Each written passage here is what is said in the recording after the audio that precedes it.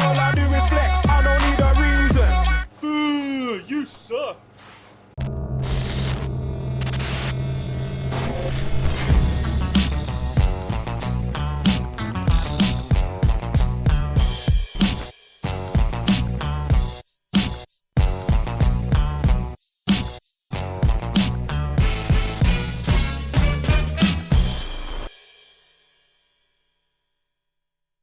Yo, welcome to Bootorials. I'm your host Craig, and today we're going to talk about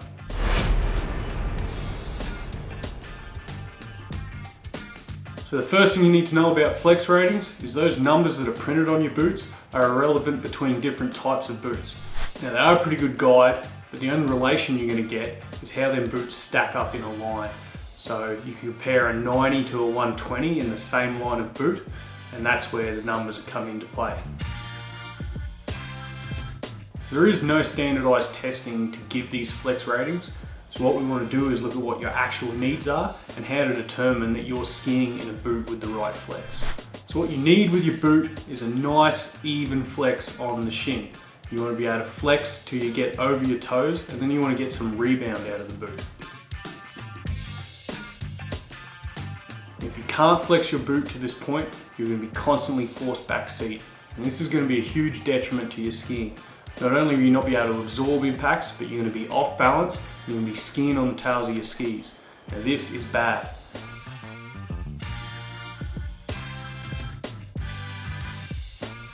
Now if you crush your boot further than this, you're not going to get any good performance through to your skis. It's going to put a lot of extra demand on your legs just to stay balanced. Although you might look jacked, it's going to be a really dull sensation to ski, sort of like driving with flat tyres. So what will determine the flex you need is going to be your body's dimensions. So like height, weight, foot and leg geometry, and also the type of skiing you're predominantly going to be doing. So selecting the right flex of boot when you first buy the boot is the best time to do it. There is options, you do need to adjust the flex on your boot. And also keep in mind that when the boot is warm and you're inside, it's going to be different how it flexes once it gets a bit colder. So how different boots flex. So with an overlap boot, you're going to have a top cuff flexing over the top of a lower shell. Now it's going to pivot forwards till the cuff contacts the shell at the front, and you're going to get a little bit of shell deformation as it flexes forward. Now with a three-piece boot, you're going to get most of your flex out of that front tongue, and you get a more limited range of motion through this rear cuff.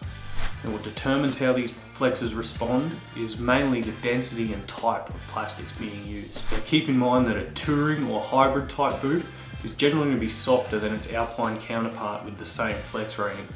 The reason they're using a lighter plastic basically to save weight so you can get out there and scooch a bit quicker. Different boots can have different types of flex adjustments, so we're going to take a look at a few of the options. So toggles or adjusters are quite common, and it's just a matter of altering this setting to change the flex on your boots.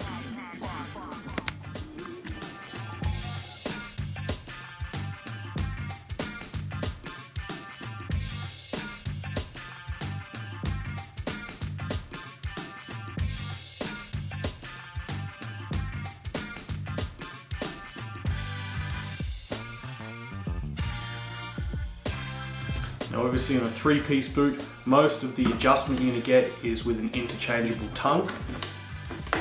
Now keep in mind not all three-piece boots can do this. So either adding or removing a screw rivet in the back through the shell from the cuff can really alter on how the boot flexes. Now in any boot that allows you to take the cuff off, we can actually soften the flex by removing some of the plastic on the shell. In this one in particular, you'll be able to see some perforated lines. Now you can just trim along those.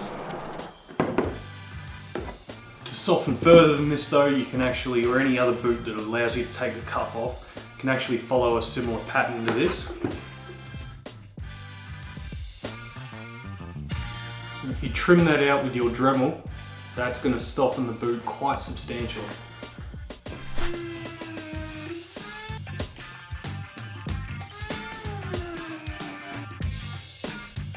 So on top of this is the option to remove a little bit of the plastic from the bottom of the cuff. And what that does is just give it that little bit extra clearance to come forward before we contact with the lower shell. Now, increasing the flex on the boot can be done, is a little bit harder to do. If you have ended up in a boot that's too soft and you need to do this, there is a couple of options. Now, you can get a plate, and what you're going to do is fix this in behind the front of the cuff. A couple of screw rivets, we're going to drill it through, and then it's going to add another layer there. And it does work quite well, it's stiffening up the top of the boot. Your other option is to use a screw rivet. We can actually drill a second one in from the cuff to the shell to give it that extra rigidity.